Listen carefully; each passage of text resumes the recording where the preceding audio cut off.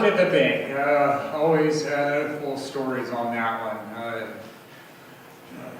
For some reason, I still think of Isle Man coming home with stories about working at the plant, and it's like, yeah, now it makes more sense to me on how it's a part of your life because you spend a lot of time there every day.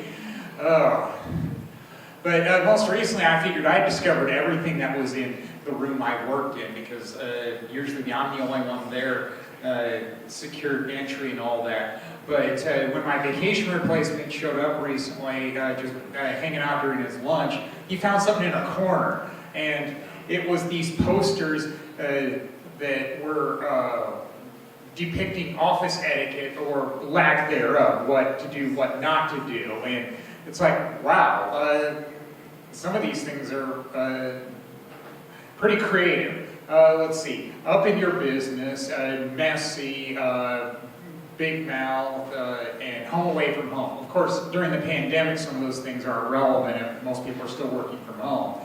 But I know that the way I would handle one of them, all up in your business. If there was a confidential call I wanted to make while I was at the office, bank or otherwise, I would go to an empty conference room. Like if I was calling my physician. I mean, some things people just don't need to know about.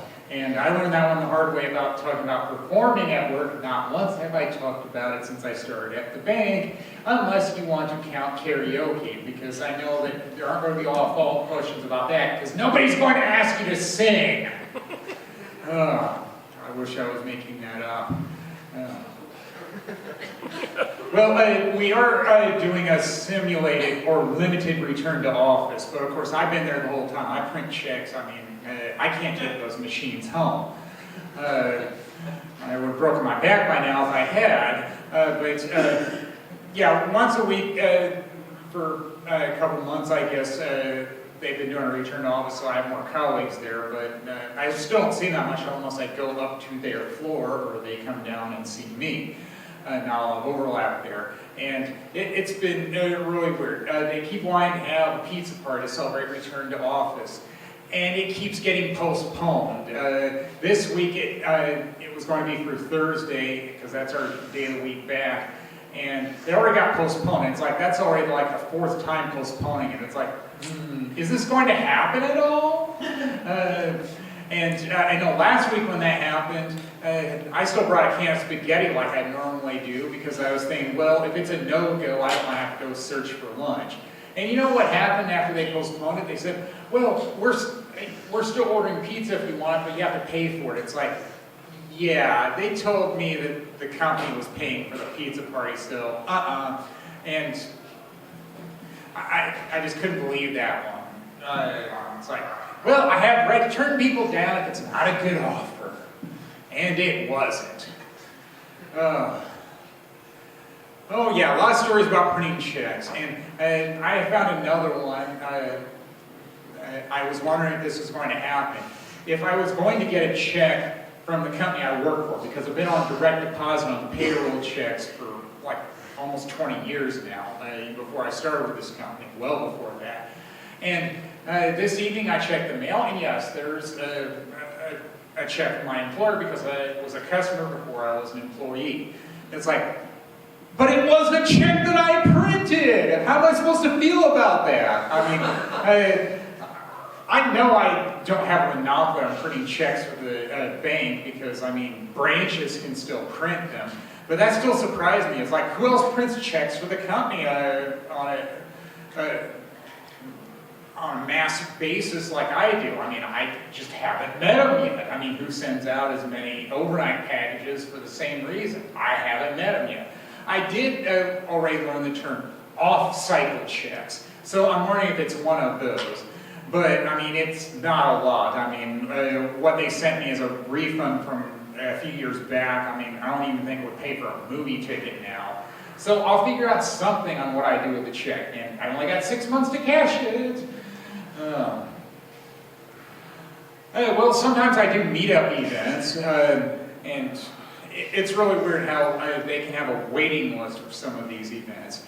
I like doing the hiking ones, the walking ones, and I signed up a day after it got announced, and I got waitlisted because it filled up pretty quick.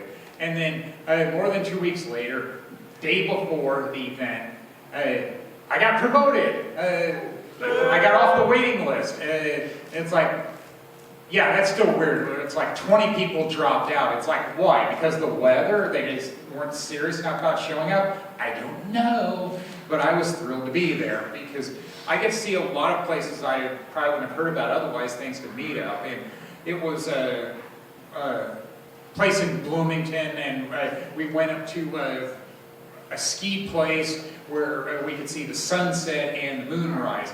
And it was really cool to see the moonrise because, I mean, it happened quick. And, I mean, I tried to get pictures, but, I mean, the sunset, that picture was a lot better than the moonrise.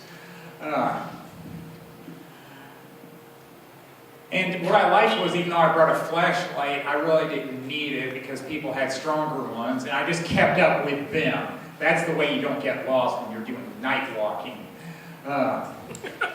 And there's all type of people that you can meet at these events. And on one of them, there was one lady who spoke about being in St. Augustine, Florida. And it's like, yeah, I've been there. It's a real historic town, the old fort there. It was around before Jamestown, Virginia was. And I couldn't believe what she had to say about her observations being there, about history, saying, they spoke about the violence in the history of St. Augustine. It's like, there's a lot of violence in history, period. I mean, there's plenty of wars that you'll read about in the history books. That's not just in St. Augustine, Florida. I mean, it's my college major. I couldn't ignore that one, where somebody goes to a historic site and they become an expert on something. It's like, no, that don't work for me. Oh, yeah. Well, I guess it's time to go, so thank you.